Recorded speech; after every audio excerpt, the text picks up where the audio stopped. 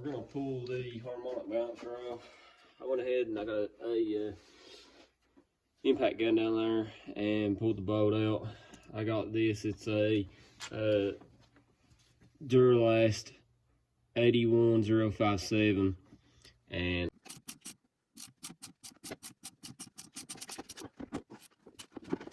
all right, one of the simpler things that's probably took me the longest to figure out is which way this damper pulley goes together. So just to simplify it, you can see here, this is going to be your AC pulley. It's got a kind of like a piece sticking out. It goes toward the front of the pulley. You can see the back side of it, there's nothing. What was so hard to figure out was that, I know that should have, and two, where do these bolts go? Because if you watch any videos online, there'll be like 3 bolts together in a line, 3 in the line, 3 in the line for the countersunk, and this one's not made like that. So I know that you want to put this divot with the divot that's on the back side of this pulley, put these 6 countersunk bolts in, and torque it down to 16 foot-pounds. After that, we're going to put this over top of it. I'm going to pull that bolt out, line those 3 up, and I'm going to put them on. If you, not necessarily going by ATIs, but going by what would have been on the factory boats, this was if you was using the factory crank pulley, like what is over there, it would have been 19 foot-pounds. So I'll probably just go with that. It's kind of weird how this one's made, because this longer bolt goes through the back and catches this one. That's the only thing. So if you was just using this for another application without the supercharger and it didn't have the front drive pulley on it, it relies on this longer bolt to go through and catch this back pulley. I just want to add, you have to, and it mentions it on the directions, you have to have what's called a T40 plus, and like this one says TP40, maybe the P stands for plus, but you can see it's not your average Torx bit. It has a little bit more girth, it's a little bit square looking, and you have to have that to put on those 9 bolts under that. So, or maybe it's 6, can't remember. Either way. So I know it's kind of rigged, but when you're going to put this harmonic balancer back on, which I have the ATI option, it is obviously a son of a bitch to get it on there without spinning the motor over and having to go down there and put something in the flywheel and all that. So this is rigged, but it works. All right, guys, that little contraption broke right after that last clip.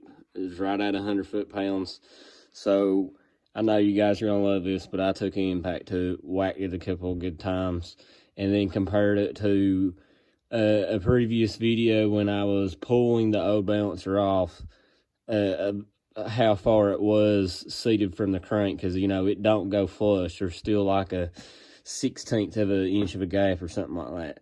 So right now I have the LS pin kit on, and my keyhole that comes on the pulley, I know you can't see it, but it's on the main bottom. So I was going to pin it through the keyhole, but I got on some of the forums and posted, made a couple posts, and just didn't really sound like it was a good idea. I have seen a video on YouTube of somebody doing that, but I'd say 90% plus agreed that just fill the keyhole with some RTV and drill you some new holes. So it's at the bottom, these 2 are on the side. I've already drilled 1 hole out. I'll just go ahead and show you. So this ended up being the same. In the manual, it shows to take a micrometer and measure. I'm not sure what the dimensions was, but that's exactly what I have it set to. So by the time that you stick it through the jig that you drill through, it ends up being something about like that right there. And, you know, everything's not crystal clear. So just searching around, seeing some other guys who had done the pin kit. There was a shop that had a video on YouTube, and the guy said, make sure that you leave an 1/8 of an inch.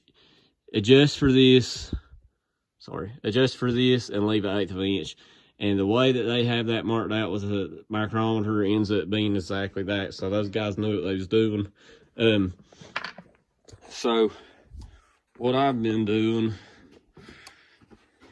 I put a little bit of oil on the end of my bit here, and then I get it in here. And you know, on cars and stuff, I can see there's no room, but once you pull the radiator fans out, you've got plenty of room.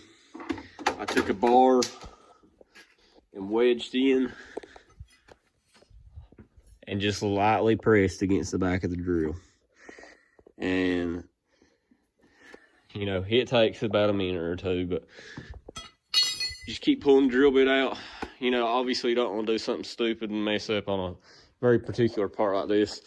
I would drill maybe 15 or 20 seconds, pull the drill bit out, clean the shavings out, re-oil it, stick it back in there, do the same thing over and over again until you check it, your tape, and see if it's hitting the pulley. Now, I'm a precautionary guy, so I just went ahead and I just kept making videos, kept going down in there and seeing how close I was, because obviously you can't see.